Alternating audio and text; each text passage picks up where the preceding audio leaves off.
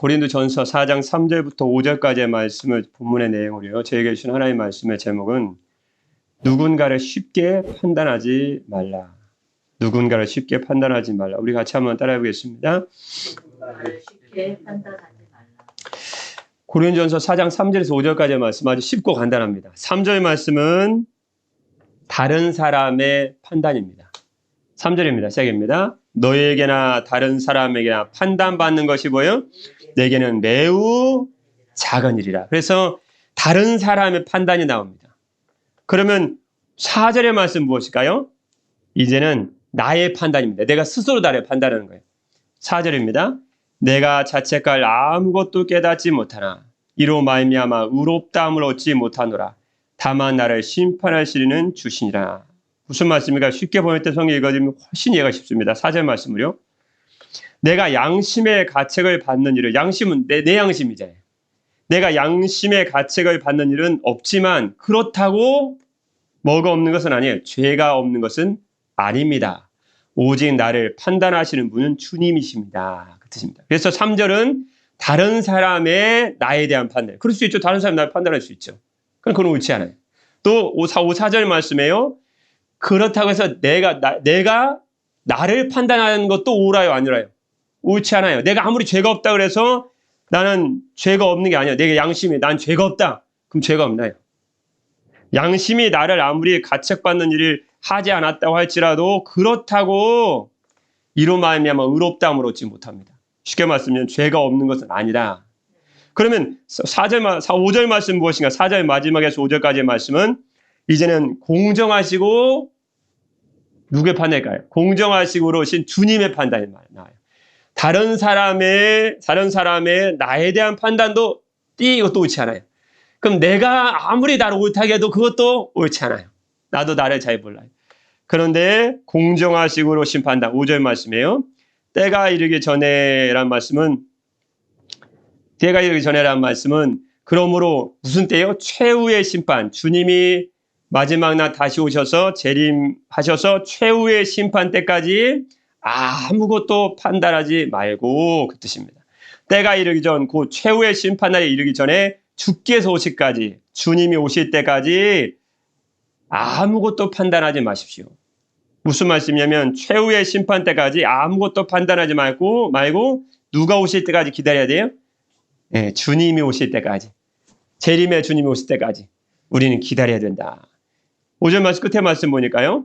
왜일까요? 그가 어둠에 감추인 것들을 드러내고 재림의 주님이시죠. 예수님이십니다. 마음의 뜻을, 마음의 동기를, 생각의 뜻을 나타내시리니 누가요? 주님이 다시 오시면. 그때 최후의 심판날에 뭐가 있을까요? 각 사람에게 누구로부터요? 하나님으로부터 칭찬이 있으리라. 주님이 오시면 어둠 속에 감추어진 것을 밝혀내고 사람들, 여러분의 마음과 우리 마음과 사람들의 마음속 생각을 드러내실 것입니다. 것이기 때문에 그때 각 사람이 하나님께 칭찬을 받을 것이기 때문에 주님 오실 때까지 아무것도 판단하지 말아라. 내가 나에 대한 판단도 옳지 않고 더군다나 다른 사람이 나에 대한 판단은 옳지 않고 그럼 누구의 판단 뭐라요? 다시 오실 주님의 공의로우시고 의로우신 주님의 공정하신 판단만이 옳기 때문에 그 판단이 있을 때까지 기다려라. 오늘 말씀 그대로입니다. 제목 말씀처럼 누군가를 쉽게 판단하지 말라라는 말씀이었습니다.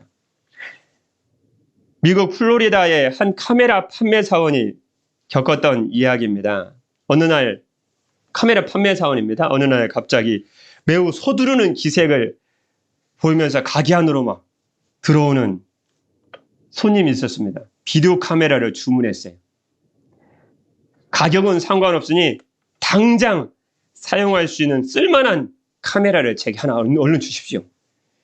가족과 여행을 가는 중이었던 이 남자는 매우 서둘렀고 따라서 판매원은 가장 잘 나가는 기종의 카메라를 보여주고 너무 서두르고 급하게 보이니까 간단한 작동법만 알려주고 얼른 주었습니다.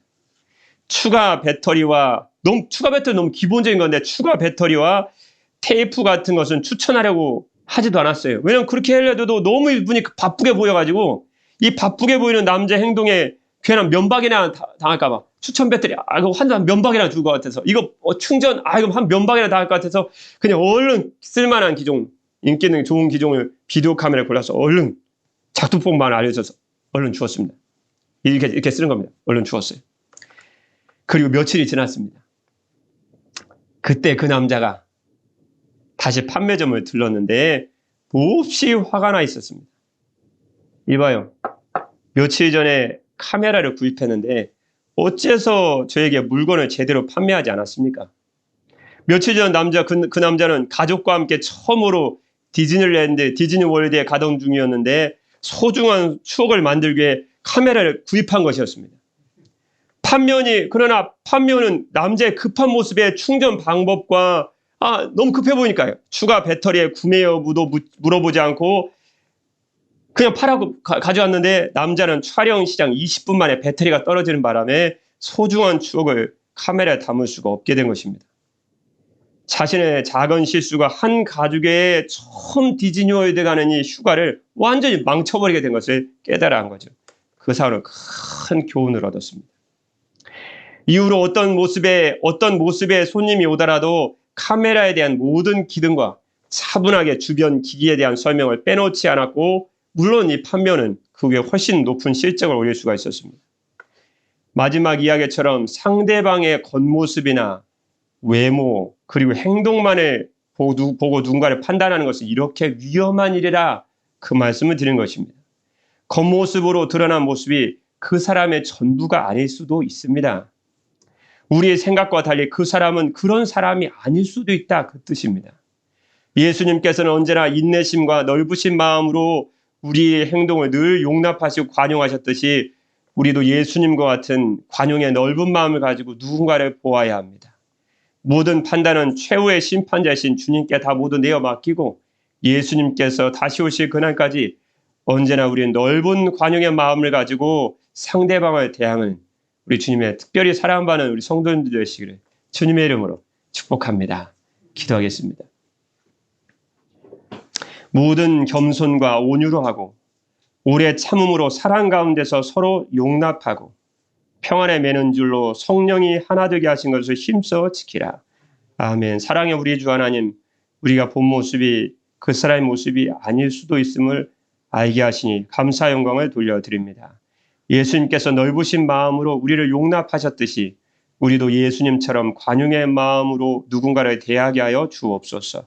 겉으로 드러난 모습이 그 사람의 전부가 아닐 수 있음을 기억하게 하시고 외모로 그 사람의 모습을 판단하는 어리석은 우를 범하지 않게 하여 주옵소서. 늘 넓은 마음으로 누군가를 대하게 하시는 주 예수 그리스도의 이름으로 기도드립니다. 아멘.